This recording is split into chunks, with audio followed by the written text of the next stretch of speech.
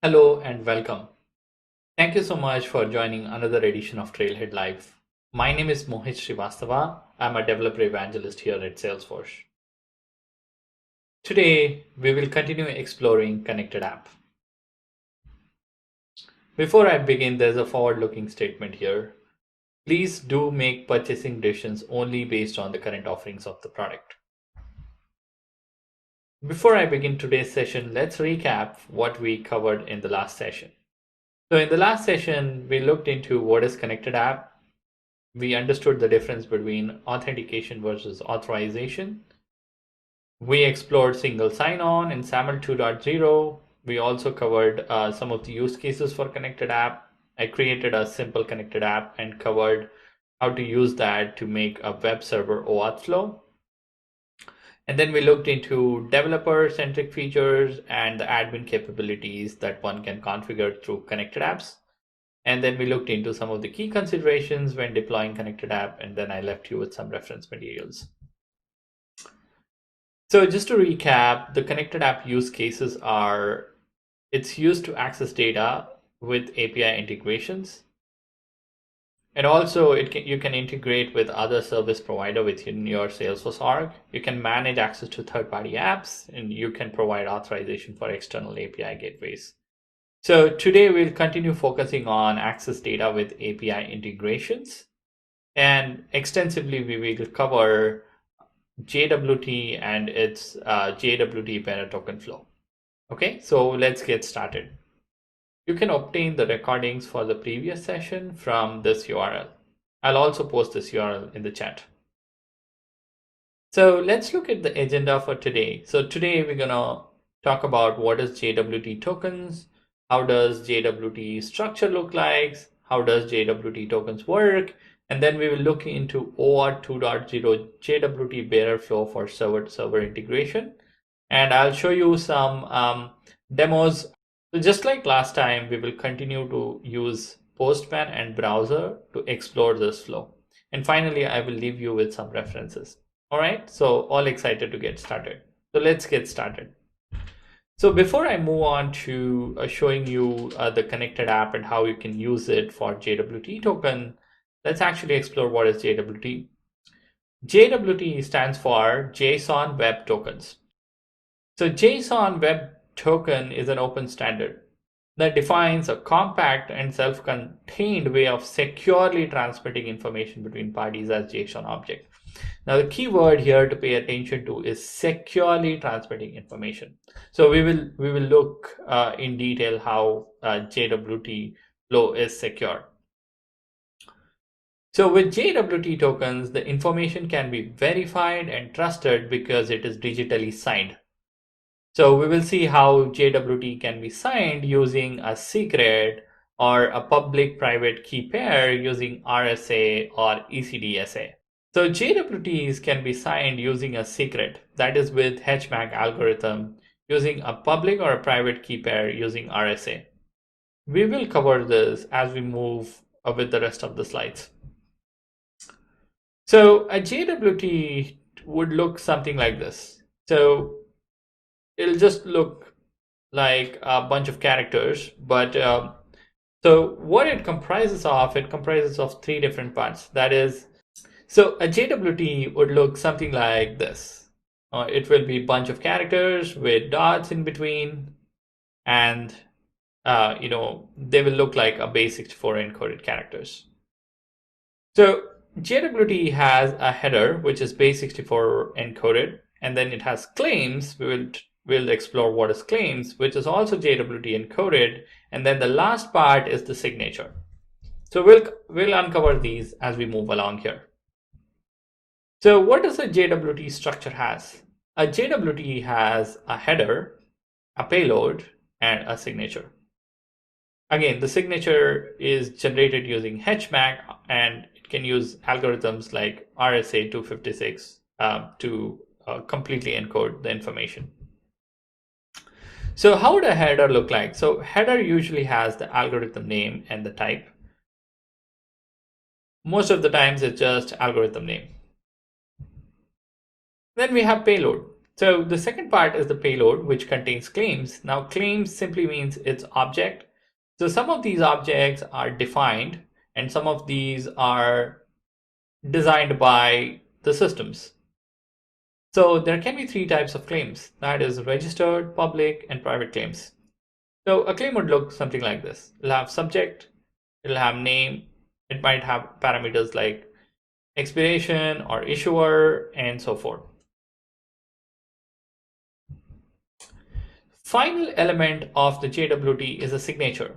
Now the signature, as I said, it'll be a HMAC generated code and hashed, and it might use many different algorithms. One of the commonly used algorithm is SHA-256.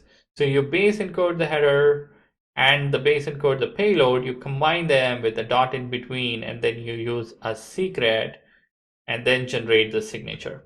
So we will explore this as we move along.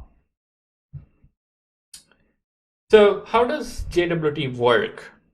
So this diagram shows how a JWT token sort of works.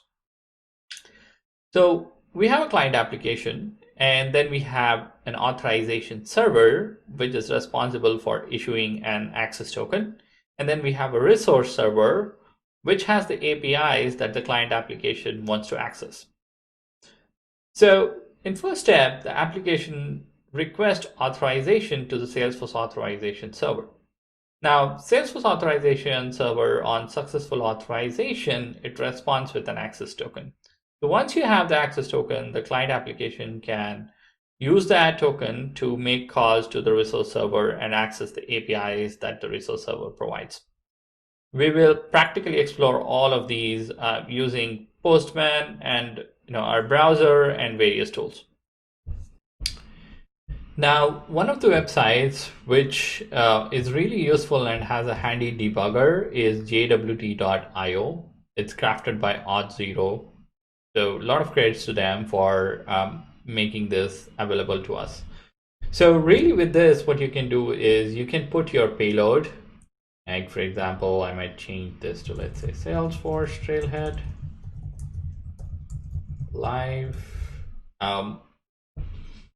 And then you can also use the algorithm that you want, and you can put your 256-bit secret key. So you can put a key like, let's say, Salesforce is awesome. And notice that it has three parts that we explained earlier via the slides. That is, it has the header, and then it has the claims set, which is nothing but a JSON object, which can have, again, private claims, registered claims, or public claims. So some of the claims are defined by the standards. Those are public. Some of them might be designed for the application, or it could be user defined based on the data that you want to send in the payload of your JSON web token. And then the last part is the signature. So again, the signature will use a concatenation with dot of header payload, and then it will have a secret key, and then you will use HMAC SHA-256, that is HS-256 algorithm, to sort of generate the signature. And then you basically pass on this token to exchange for access token. So we will cover the OAuth beta token flow now, and we will see how we can put everything here into action. So let's get back to the slides for that. All right, so now let's look at OAuth 2.0 JWT beta flow for server-to-server authentication. Again, notice one thing, it's server-to-server integration only. So with typical OAuth 2.0 user agent flow or web-based server flow, you need an agent. You need something to go through the OAuth dance. Now, a lot of applications do not want this, or let's say you're trying to integrate two different servers, you do not have a browser to go over the web dance. So that's why, whenever there's a scenario for server to server, that's where we use JWT bearer flow. Now, one thing you should note, and this is something that we often forget, is this flow will only work only if you pre-approve your connected app. So I'll come and show you. So I'll show you later how, what this means, by pre-approving the connected app. So just note that you will have to pre-approve your connected app before you can use this flow. And also note that Salesforce requires that the JWT is signed using RSA SHA 256, which uses an upload certificate as the signing secret. So we will see how we can generate a certificate using OpenSSL and how we can use that and upload that in your connected app. And then we will go through this entire OAuth 2.0 JWT bearer token flow. Okay. All right. So before I move on, I want to go back to the documentation here to show you that everything is sort of well documented here, and I'm going to follow the same steps that's listed here, except we'll not probably use any language, like Java or anything like that. We'll just use browser tools, language independent tools, and just try to understand every step here. And yeah, later on, I'll point you to some resources in Apex and in Node that you can use to automatically implement this. In fact, most of the libraries will have a very good support in terms of algorithms that are required, or in terms of capabilities that you need to sign your tokens. It's an open standard, so a lot of languages and tools have extensive library out there to help you with. Okay, and also one thing to note is this flow never issues a refresh token. That's how it works. It just works with access token. So all right, so now let's get started with the steps that we will be needing here. Now I've documented the steps in like 2 different slides here, but really there are like almost 8 to 9 steps that we need, apart from the steps we need to generate the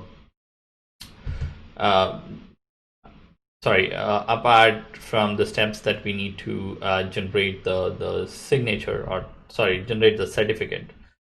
So apart from the steps we need to generate the X.509 certificate, there are like 8 to 9 steps, and we will go through each of these steps. So before that, let's say you're using Salesforce CLI today, you might already be using this flow. Or let's say you have a continuous integration server, like let's say you've configured Jenkins or Circle CI or Travis or any other continuous integration tool to work with Salesforce CLI. Then you would have already implemented this. And we have a Trailhead module that just walks through the steps in detail. And we'll sort of follow a lot of the steps from there, and I'll also post you the link of the Trailhead module for that. All right, so now what we need is first I will walk you through the process of how to generate X.509 certificate. And reason why we need this certificate is this has a public key, it has a digital signature, and it has the private and the public key is paired. And really the usage of this is it allows the owner of the private key to sort of digitally sign documents, right? And these signature can be verified by anyone with a corresponding public key. So it allows third parties also to send messages encrypted with the public key, and then only the owner who has the private key can decrypt it. So that's what the X.509 certificate sort of does. But we can generate a certificate like this by using something called OpenSSL. So let's take a look into that. So you can download the OpenSSL for depending on the operating systems of your choice. So you can download the OpenSSL kit from the download source that are provided here, depending on your operating system, whether it is Mac or Linux or Windows, right? So this is available. So here's the documentation that I'm going to follow, and this is documented in our Salesforce DX developer guide, and I'll share the reference for that in the chat and also to the slides. But we're going to follow exact process to generate an open SSL certificate, So this will produce the server dot key, which is the private key that, that here they're using for Salesforce DX force auth JWT grant command, but I'm gonna use for assigning the the consumer key and the username and other claims primarily from my connected app. And then I'm gonna use server.cert. So this is the digital certification. So this one gets uploaded in the connected app. So we will generate a certificate here and then we will upload to the connected app. So let's get started. Okay, to make sure that SSL is installed, I'm gonna say which open SSL. So since it's installed, it's gonna give me the path where the open SSL is sort of installed.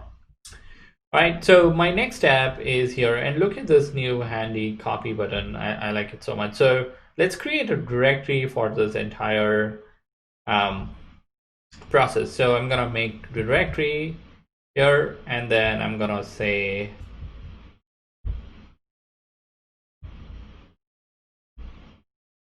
/users. So I'm gonna make a directory on my desktop, and let me call it as cert. Let's just call this as, well, let's call it as JWT. I'm going to make it on the desktop, but typically note that anything that you generate here, like the private key or the certificate, it's a confidential information. So you shouldn't sort of disclose these, and you should make sure that this thing is completely protected. So do not put this on GitHub, or let's say, if you're using a node application, make sure that the certificate is stored in environment variable, or you're using some kind of secure key systems for different clouds that these days are provided by, let's say, Amazon or Google key store systems. Or if you are sort of using Java applications, you can use key store to sort of securely store them. Right? So I'm going to create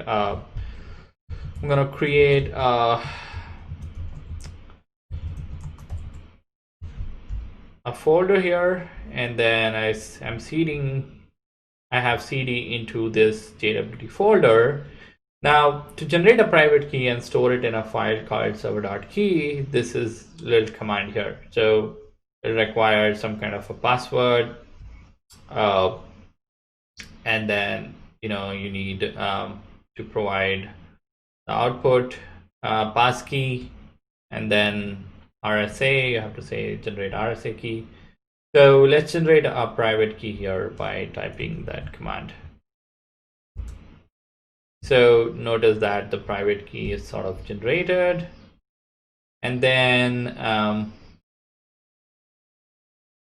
okay, so next we generate a server key, server.key, and you can also delete the passkey if you like, but I'm just going to generate the server.key here from the passkey that we generated. So let's just execute this command as well. Okay, so it's writing the key. So this step is for generating a private key and storing it in a file called server.key.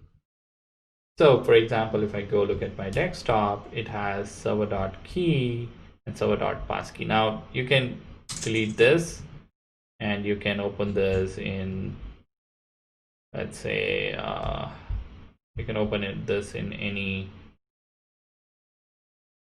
text editor basically. So probably I can open this in a Sublime text. So this is really the RSA key or the private key. Okay. Now after that, right, we will need to generate a certificate signing request using server.key. That is, we are generating a certificate signing request, and we want to call that file with server.csr. Okay, so let's generate a certificate signing request using the server.key file that we just got from this step. So what this does is it creates a server.csr, that is certificate signing request. So this, we will again use this thing to sort of generate a self-signed X509 certificate. So just you'll have to note these steps actually to generate a SSL certificate essentially from your local machine, or if you already have certificate, you can use this certificate. It has to be X509 certificate. Okay, so I'm gonna execute the next step. So it's saying country name. It requires a bunch of information. Locality name. Organization name.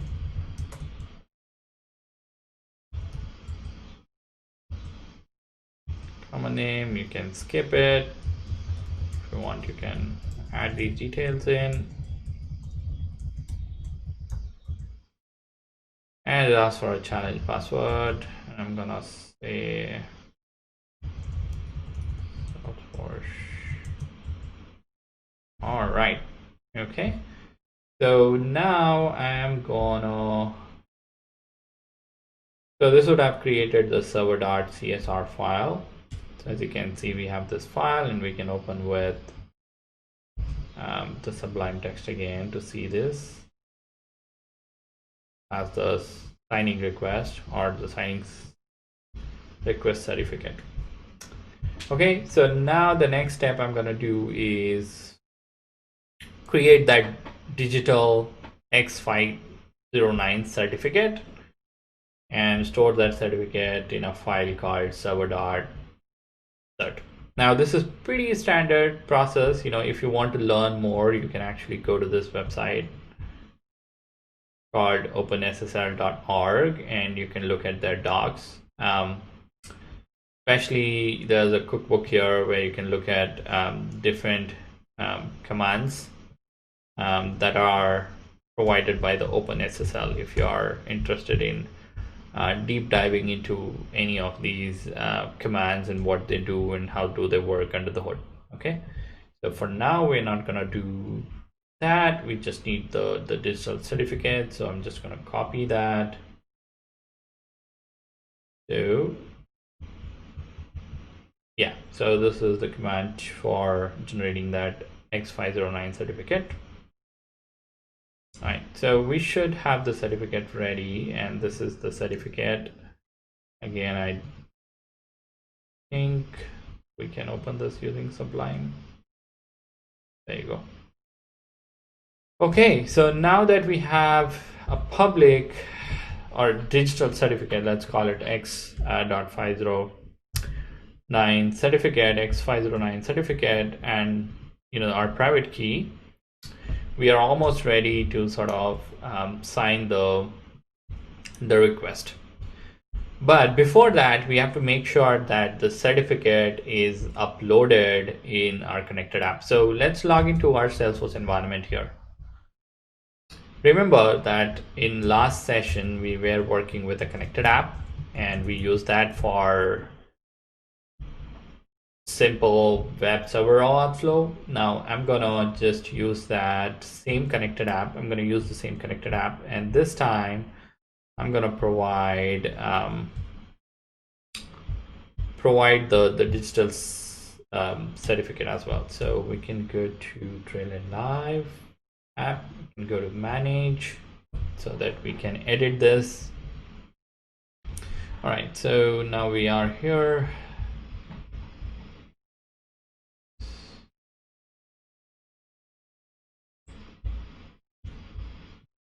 All right, so we will go to Trailhead Live and sort of try to edit this existing application. Now notice that we did not provide any digital signature. And the way JWT works is it uses the digital signature to sort of verify the request. So the connected app would need a digital certificate. So you have to say use digital signatures, and we will provide a signature file. So we can go back to our desktop and go to the JWT, and essentially we will need to provide the server.cert file to the connected app. So we provide it and then we save it. So notice it's going to take some time for it to take things into effect. So we can keep continuing working on the other stuff here till this connected app is ready. All right, so now we have generated this X509 certificate here. So our next steps are pretty much constructing the JWT header, and then essentially constructing the claim, and then encoding this header and the claims, and then basically creating the signature, that is creating the X509 certificate. So we already have this. We sign it using HMAC SHA-256, and then we will construct the token, and then we should be able to make a request to our token endpoint with the assertion that we create. Okay. All right, so now let's go ahead and create our header. So notice that, okay, so in our request, the header will always be RS256, and it only has algorithm. So that's how Salesforce sort of defines it. So if you look into the documentation, you will see that the header is always algorithm RSA256. Now, you can use URL base64 encoder online to do this. So it's going to give me something like this, which essentially matches to this, precisely this. Okay, so that's our first step, is to construct a header. So I'm going to open a file where we will keep adding things. So we have the header.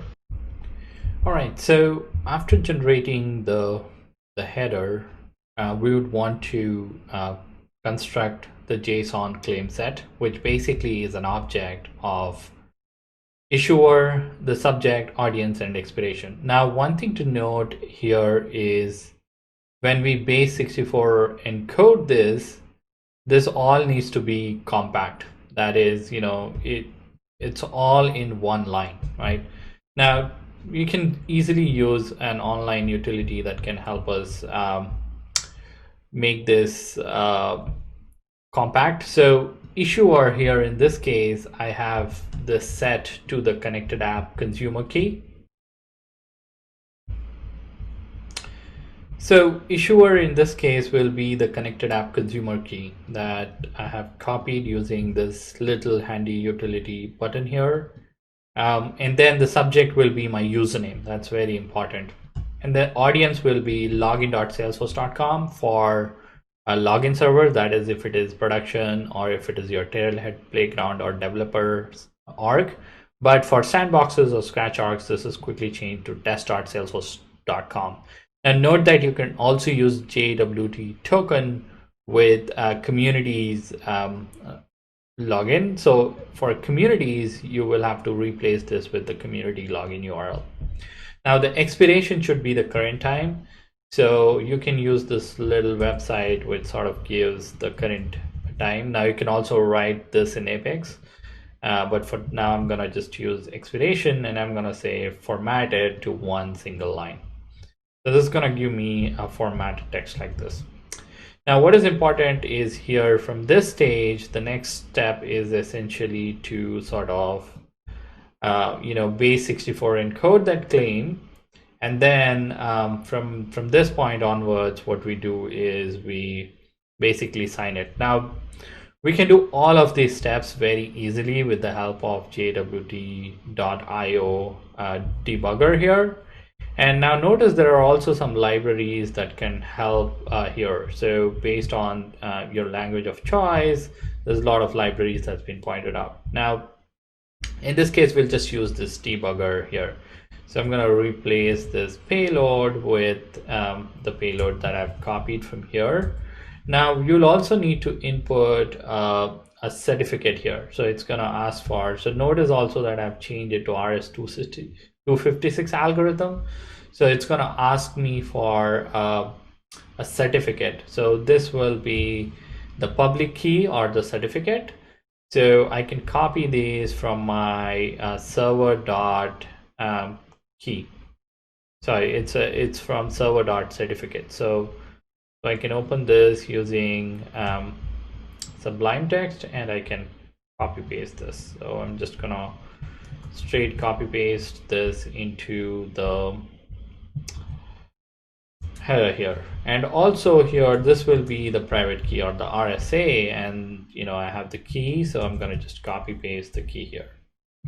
Now notice it's going to give a signature that it says it's verified. So I can easily take this signature and then straight away make the call. So in the Postman, the setup involves a grant type, and the grant type should be one that is specified here, and then the assertion. Now the assertion would be the one that we got here. Now I should be able to make a request here. So as you can see, I've successfully retrieved the access token, which I can use to make further calls to my resource server. And then I have the instance URL, the ID, and also this is the user ID, and also the token type says it's bearer. So it's pretty simple from this point onward. So all we are doing here is essentially, if we break it down, we, under the hood, this is what is happening. It's generating it's generating a HMAC SHA 256 signature by taking the base URL encoded header plus a dot plus base 64 encoded URL for the payload with the secret as the private key. So using this combination, it's generating the signature basically. So you can use that code to sort of create the signature, and then you need to construct a JWT token and then pass it as an assertion to the request that I've seen here. Okay, so that was the demo of today, sort of showing you how to sort of work this using simple Postman and simple online utility tool from jwt.io. Okay, so next thing I want to show today is Apex has native support for JWT now.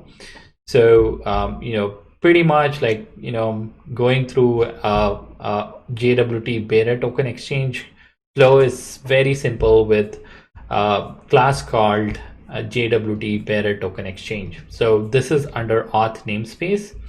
So all you have to do is construct an auth.jwt class, provide the claims like subject, audience, and issuer, and then you can also put additional claims by set additional claims, where you can put your own claims that you're creating, like own private claims apart from these public claims.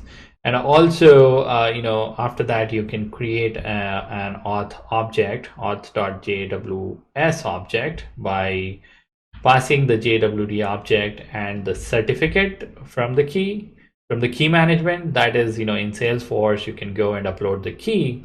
And then once you're here, you can essentially, use the token endpoint and call this JWT bearer token exchange and get the access token. Now we can easily try this in this org that I have. So let's just try it. And this could be also used to sort of connect to, let's say, two different Salesforce environment if they want to talk server to server, like without having to go through the OAuth dance. If you want to Salesforce instance to sort of talk through, you can actually use this. Now let's actually just try to work this out through a simple script. and see how this is working. So to do that, I'm gonna open my Visual Studio Code and then just scaffold a new SFDX project. So pretty easy to scaffold. So you go to SFDX, create project, and then say standard, and the project name will be JWT demo. And I'm gonna put this in my desktop workspace. Right. So once you sort of scaffold, and now we need to just authenticate to the org. So just let's authenticate to the org by authorize an org. So let's just authorize the org that we want to work this on. I'm gonna say it's production, and I'm gonna say JWT demo is my org name. So now I'm gonna authorize this. So again, notice that in SFDX as well, you can easily set the JWT workflow as well. All right. So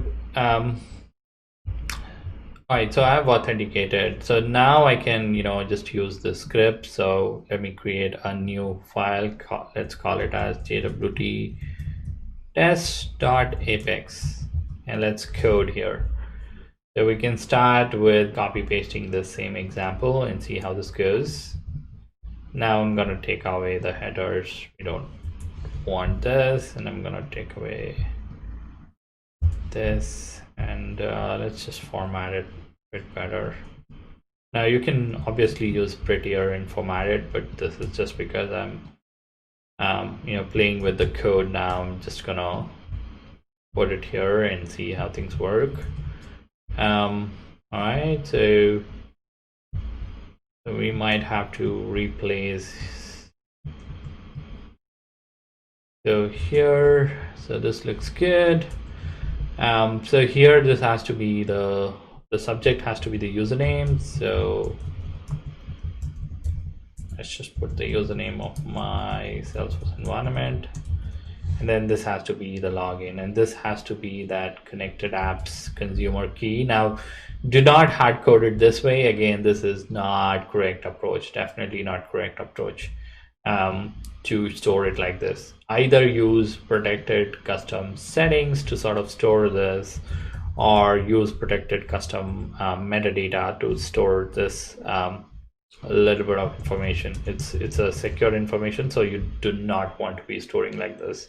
I would rather go one more step with this, is by encrypting this in my Apex code as well.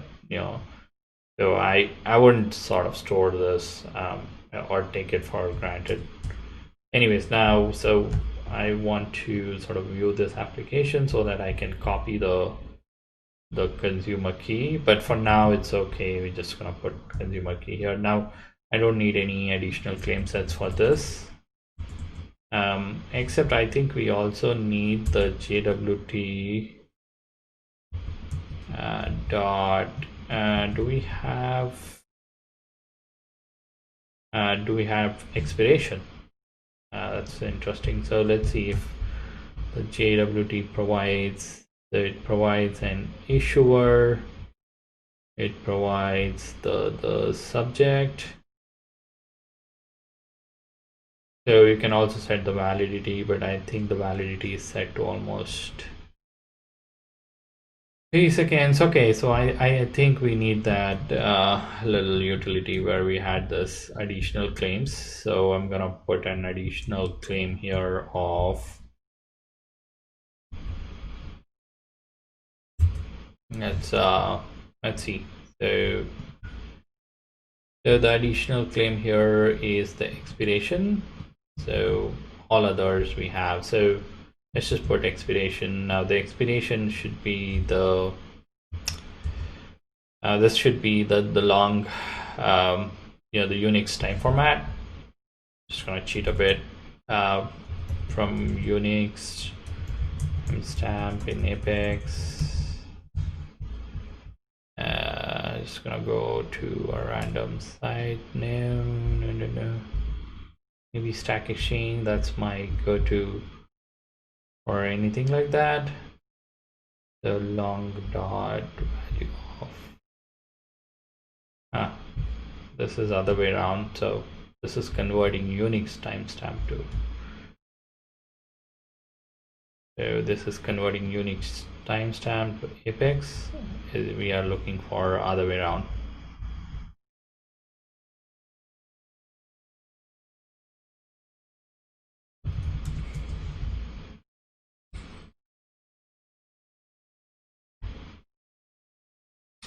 So date time, thanks to Bob Wizard here. So he says date time dot get time would give us that.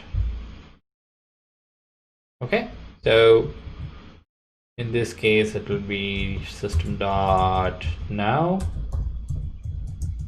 dot get time. Okay, all right, so now we have this. Now I've set my additional claims. Now this is the object that we're gonna create here. So it says it also requires a certificate from certificate key management. So let's upload our certificate that we had using the key store here. So certificate key management, and this is where we upload. So import from key store. So it requires a JKS file. Oh, here is the problem. We don't have the JKS file format, so we might have to do something here. All right, so we need the JKS file. So as you can see in Salesforce, under the certificate and key management, we can only import certificates from a key store in JKS format. So all certificates in the key store will be imported. So that means I'll need to provide a JKS file format. So we will have to convert our certificates that we have, that is the public certificate that we have, or the digital certificate, the public digital certificate, and the private key to sort of JKS format. So the process should be pretty much straightforward with a couple of commands. We will use our OpenSSL first to sort of convert the things into, let me get to my slides. Yeah, so we will use the OpenSSL first. So here's the process to create JKS from private and public certificate. So basically we'll use OpenSSL to convert the private key and the certificate to PKCS112 format. So we can do that with OpenSSL format here, where we provide the certificate key and then we provide the private key, and we get a key store in P12 PKS12 format. It's just another certificate format essentially. So then we can use the Java key tool that's automatically sort of bundled with your JDK. So we can use that to convert PKCS12 to JKS format. And once we have the JKS format, we might want to change the alias, because the alias usually is 1 if you don't provide anything, and Salesforce expects that your aliases are alphanumeric, starting with an alphabet. This might not be valid. So let's actually try doing it. Now, I also have a couple of troubleshooting articles for you if you're not able to sort of successfully import your keys to key store. Okay, so at this point, let's convert everything into key store format that's required for the certificate management in Salesforce. All right, so to do that, first I'll have to clone the server.key file. I have to create another file, and this time I want to name it as server.pem file. It's the same file, I'm just renaming and changing it to .pem. So I'm just gonna say server.pem file, and say server key. Okay, just to say it's a private key. So we save that. So now let's use our command line utility to turn this server key and the certificate into PCSK format or P12 format. Okay, so we can use the command that is here to do that. So let me sort of copy paste this. So I just need to copy paste the command, and I'm gonna bring back my command line. So I want to make sure I'm inside the JWT folder where currently I have server key.pm and all these files that I've created. Now I'm going to run this command.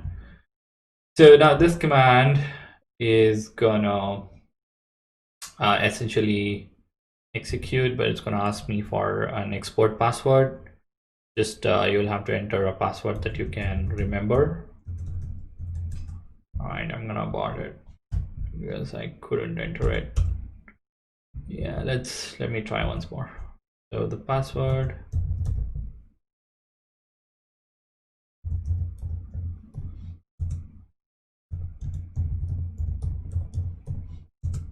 All right, so now this would have given me a key store in P12 format. Now, yeah, so this is PKCS112 format. Now I need to sort of convert this to the JKS format. Now I can do that with key tools. So key tools is another tool that comes with your Java SDK. So you can run help on that. Should be able to do key tool help. As you can see, it lists all the commands, and let's say you want to dig into one of these commands, you can just help on that. And for example, we'll be using import key store command. So you can pretty much do import key store and then do a help on it. Okay. All right. So now let's quickly execute the commands for conversion from one to the another one.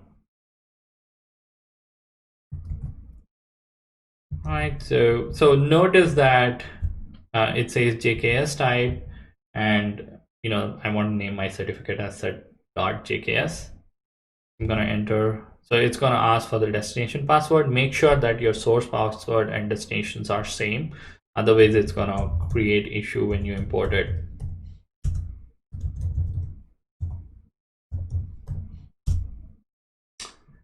Mistyped.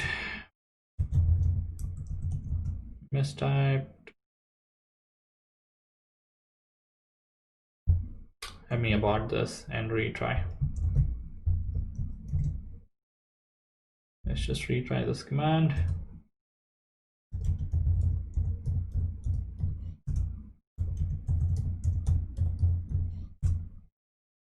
Okay, my source command should be, sorry, the source password should be similar. All right, so it says one successfully entry is imported, so it's converted to the JKS format. Now, if you do an ls on this, it's gonna tell you the certificate. So I have cert.jks. At this point, I should be able to pretty much import this certificate to my Salesforce. So let's go inside Salesforce. Let's choose the file. It's called cert.jks, and then it requires me to input the same password that I had. So let's save it. Okay, so this is the error that I was talking about. So your alias is not accepted. So we'll have to change the alias, and I have the command to sort of change the alias. So let's change the alias. Now alias could be anything. I'm just gonna say Salesforce. Okay, so here's the thing. Now the reason why I'm getting this error is because I need to put the path for my cert.js file. So I think it's in my home directory /jwt. That's the directory. And then yes, I should. Okay, maybe my path is not correct. We can pull the path. Okay, so it should be capitals. All right, let's just fix our path.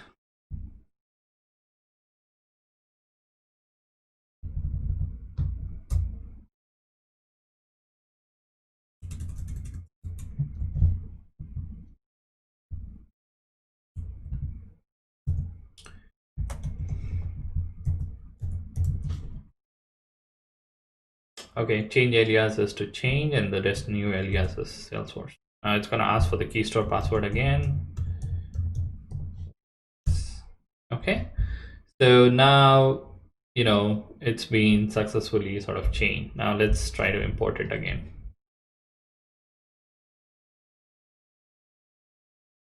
Let's put the same password here. There you go. All right, so we have successfully saved this as Salesforce, and that's our label, and probably that's our API name as well here. So we can use this label now in our code. So let's get back to our code. So here, right? So in the token, right? So we'll have to make sure it's Salesforce. So I can create an object here and sign it, and say it's Salesforce. So now I should be able to pretty much run this code and see the output. So let's just run this. I'm gonna save this and then view, go to command palette, say execute anonymous. It's trying to execute this code. The code is finished. Now notice one thing, that for security the debug will never display the session IDs. So it did not display the session ID, but I can confirm it by going to I can confirm that this is sort of working because I did not get any exception, as well as I did not sort of so I can confirm this by also looking at the user's login history. So there should be an entry for today, time that I'm working for. As you can see, the Trailhead Live application, I'm trying to access this. Okay, so yes, so I was successfully able to use Apex code, and look at the code. It's pretty simplified now with auth.jwt class. So all you need is the subject, the audience, the issuer, and then you can put extra claims as well. And then all you need here is to pass that JWT object to JWS class and put the certificate name. Only thing you'll have to remember is that certificate needs to be in JKS format. And I showed you how you can use public and private key, along with CSI and certificate. If you have, you can use that as well and convert that to convert that to JKS format. And from there, you should be able to sort of pretty much use or.jwt bearer token exchange flow and successfully connect to any instance.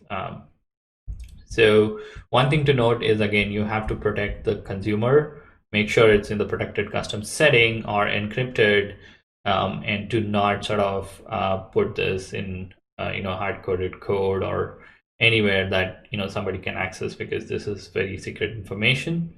And also, so your certificates are secure because they are directly in the store, in the key store here. So that should be totally fine.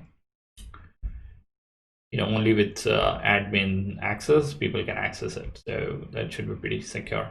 And yeah, and then you indicate your token endpoint, and then basically use this JWT bearer token exchange class to invoke it. Now you can use this code also for connecting to Salesforce environment. If you want just server to server connection, this is probably one way of doing it, and easiest way, of course, doing it if you have connected apps in place. Okay, so one thing you want to make sure is your connected apps have proper policy. That is, make sure to set it as admin approved, users are pre-authorized, and select manage profiles and put the profiles that you want it to be authorized. Otherwise, you will get the error saying consumer not approved. Now, let's say you choose all users may self-authorize, then the users will have to authorize this one time. That's an important thing to remember when you are setting up the JWT token flow. Okay, so finally, I want to leave you with some references that I used for this conversation today. So we have a Trailhead module on how to use continuous integration with Salesforce DX that covers JWT in depth. It sort of teaches you how to configure your JWT flow.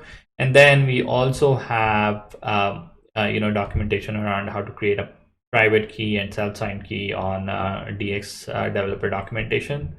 Obviously, a lot of this comes under Salesforce developer experience because Salesforce DX CLI can use JWT flow, and we have commands for that, and it requires private key and self-signed certificate. Also, work with JWT flow. So to help you understand JWT flow and other details, there is a help article. And then we have a couple of really good Trailhead modules on getting started with connected apps. And this I've shared in the previous session as well. Also, one handy tool that we used today was jwt.io. So do take a note of that tool. It becomes really handy if you are running into invalid assertions, error or invalid certificate errors, etc. It makes it so easy to use your private key and the public key and verify that your chart tokens are proper. Finally, I want to take some time to thank you. Thanks for tuning in today.